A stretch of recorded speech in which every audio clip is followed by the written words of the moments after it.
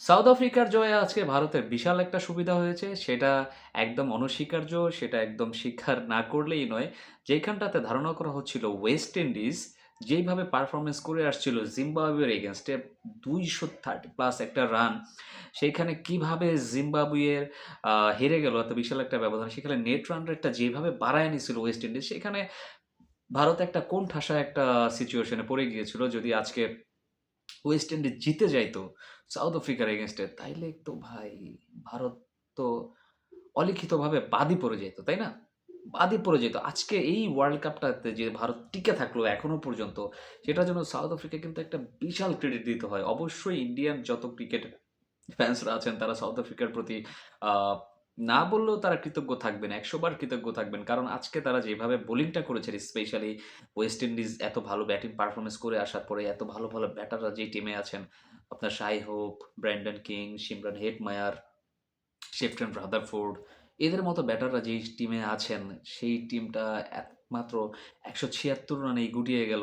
বিষয়টা আসলে চিন্তার, ভাবার। সেইখানে অবশ্যই ক্রেডিট দিতে হবে আপনার সাউথ আফ্রিকান বোলারদের, স্পেশালি লুঙ্গি ইংড়ি, কাগিসো রাবারা, যেভাবে বোলিংটা করেছেন, এত নিয়ন্ত্রিত বোলিং। যদিও মার্ক ইয়ানসেন আজকে ৪ ওভারে ৫০ রানের একটা বিশাল 50 রান তিনি করেছেন, বাট ১৭৬ এর বেশি কিন্তু আসলে ওয়েস্ট ইন্ডিজ করতে পারেনি। বাট সেই ১৭৬ রান যেভাবে চেস করলো টিম সাউথ আফ্রিকা, তারা যে এবার ফেভারিট কেন দেখেন, ২০২৪ সালে তারা কিন্তু রানার্স আপ ছিল। সেই দুঃখটা তো তাদের ভিতরে রয়েই গেছে। এবার সেই দুঃখটা যেন আরো বেশি ঘষা মাজা করে, ঝালাই করে এইবার সাউথ আফ্রিকা টিম আরো বেশি ক্লিনিক্যাল পারফরম্যান্স দিচ্ছে। প্রথম ম্যাচটাতে যেভাবে ভারতকে হারাইছে, ভারতের মতো একটা টিমের এগেইনস্টে আপনার 188 রান করে ভারতকে হারিয়ে দেওয়া ঘরের মাটিতে, আজকে আবার তাদের এগেইনস্টে, ওয়েস্ট ইন্ডিজের এগেইনস্টে ১৭৭ রান করলো মাত্র ১৬ ওভারে। এইডেন মার্করাম কি দুর্দান্ত ব্যাটিং ভাই! এইডেন মার্করাম, কুইন্টন ডিকক, তারপরে রায়ান রিকাল্টার, এই ৩ জনই ব্যাটিং করতে পেরেছেন। মাত্র একটা উইকেট গিয়েছিল আপনার সাউথ আফ্রিকার। ৯ উইকেটের একটা বিশাল ব্যবধানে সাউথ আফ্রিকা জয়লাভ করেছে আজকে ওয়েস্ট ইন্ডিজের এগেইনস্টে। এখন এটা ভারতের জন্য বিশাল বড় একটা প্লাস পয়েন্ট হয়ে গেছে। ভারত আজকে জিম্বাবুয়ের এগেইনস্টে খেলবে। অলরেডি হয়তোবা খেলছে। তো সেই খেলাটা ভারত কত ব্যবধানে জয়লাভ করতে পারে এখন সেটা ম্যাটার করে না। বাট আজকে যদি ভারত জিম্বাবুয়ের এগেইনস্টে জিতে যায়, পরবর্তী যে ম্যাচটা হবে ওয়েস্ট ইন্ডিজ বনাম আ ভারতের মধ্যে, সেটা হবে নকআউট। যারা জিতবে তারাই আসলে সেমিফাইনালে চলে যাবে। তো সেই ম্যাচটা অনেক বেশি এক্সাইটেড হবে আই থিংক।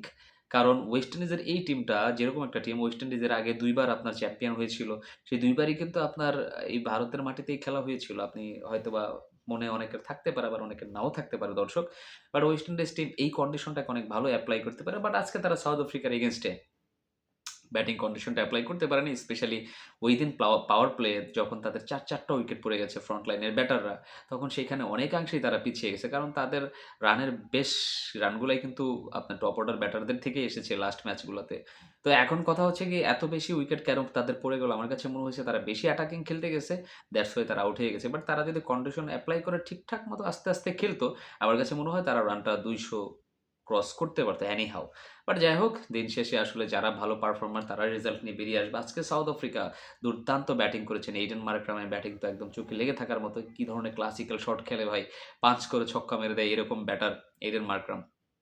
তো যাই হোক দর্শক, আসলে দিন শেষে ভারতের জন্য একটা বিশাল ফায়দা করে দিছে সাউথ আফ্রিকা।